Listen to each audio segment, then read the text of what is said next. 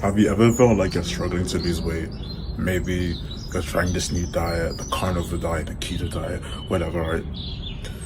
And no matter what you do, you're just not seeing the number on the weight go down.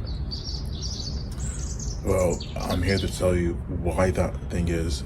You see, the thing is, most people are in debt, and I'm not talking financially. I'm talking about in their health. And the thing is, the common way to overcome this debt in your health is simply to identify what is going wrong. Because you can try all of these diet hacks, the best exercise routine, but if you aren't targeting the root problem of what is causing your health issues, your health debts, then you're just gonna keep struggling, you're gonna gain weight, you won't see any progress. And that's why I'm making this video today, to simply help you get out of that health debt. So the thing is, when it comes to losing weight, it's not about the calories, it's not about the exercise, it's mainly about one thing, and that comes down to your insulin. When it comes to insulin, it plays a vital role in whether or not you lose weight, or you gain weight, or you stay stagnant. And that's why I personally always recommend people to go on either the ketogenic diet or the carnivore diet. And that's simply because when you're on those two diets, you're managing your insulin to a point where your body becomes fat adapted. And by becoming fat adapted, your body is actually burning on the fat fuels rather than the carb fuels, which you get on like regular diets. So let's identify this problem by the root cause, which is insulin and carbs. So naturally, we have we have two sources of fuel: fat and carbs. A lot of people say that your body's most preferred fuel source is carbs, and technically that is right. Technically that is right, but you need to be able to use carbs in a way that you can fuel your body so that when you're training, you get the most amount of output possible. But you see, the thing is, most people nowadays live kind of stationary, sedentary lives where they kind of just sat at home, working from home, or they might do like a 10-minute walk to the park. Realistically, they're not that active, and so when they eat carbs, their body saves that energy for a rainy day. And naturally, because of that, that's when they gain fat. Now, naturally, compared to someone who is constantly active, they can eat carbs and their body will just burn off those carbs and maybe some fat because, they are highly active.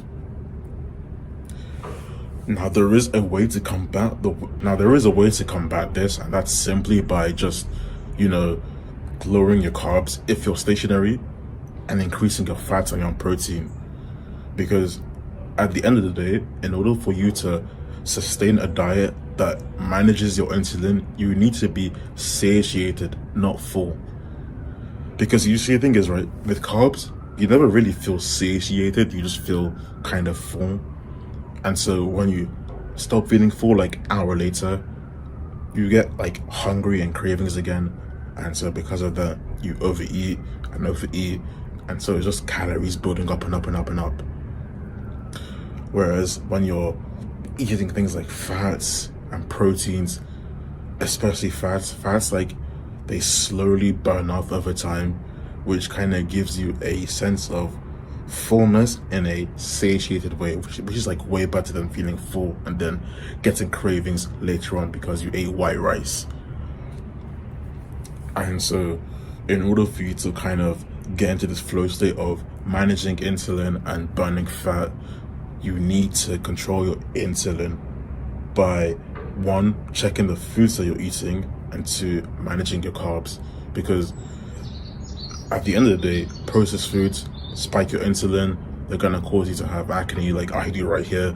Fucking girl, I had junk food like 2 days ago.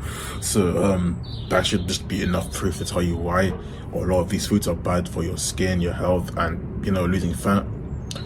And mainly is just like financially, when you're in debt, you're gonna wanna, slowly chip away at it rather than just like splashing all your money at it, because then you're gonna be stuck for the rest of the month just not knowing, how to live effectively without money, right? It's the exact same thing with fat. Like, you can't just go 30 days without eating. I mean, you can technically, but I wouldn't advise it, especially because of YouTube. But yeah, it's better to kind of chip at it away slowly, get it down to like a manageable amount, to the point where your body becomes fat adapted. And then at that point, I guess the body will technically be at healthy levels to where you can sort of start introducing carbs again. But even then, I only recommend like a few amount of carbs, like potatoes, sweet potatoes, brown rice, wild rice, black rice. Those are fine. And yeah. Now, when it comes to losing that weight forever, it's simply just down to tracking calories, yes, but that's not like the most important thing. It's also down to like what you're eating and how you're eating and the time of day you're eating. So I always like tell people intermittent fasting, 16 to 18 hours. So let's say I stop eating at 8:30. My meal, I'll be able to eat again at 12:30 to 1:30. So 16 hours break, and then obviously between 12:30 and 8:30 is when I'm allowed to eat. So basically an 8-hour window, and then a 16-hour fast between 8:30 to 12:30 the next day. And so what this allows you to do is kind of allows your body to digest the foods without having to kind of, wake up, breakfast, eat. Now you have to worry about the foods that you ate last night. It's just a hassle, and there's no real reason for you to actually, worry about that. Apologies for the video being all over the place. I'm literally about to go somewhere right now, so yeah, it was a quick one. Finally, if you want my help, it's free personalized one-to-one coaching where I help you get the aesthetic physique, anything fitness related, diet. You know what to do. Click the links in the description below and I'll help you out. It's free, and yeah, it's been your boy Ty. See ya.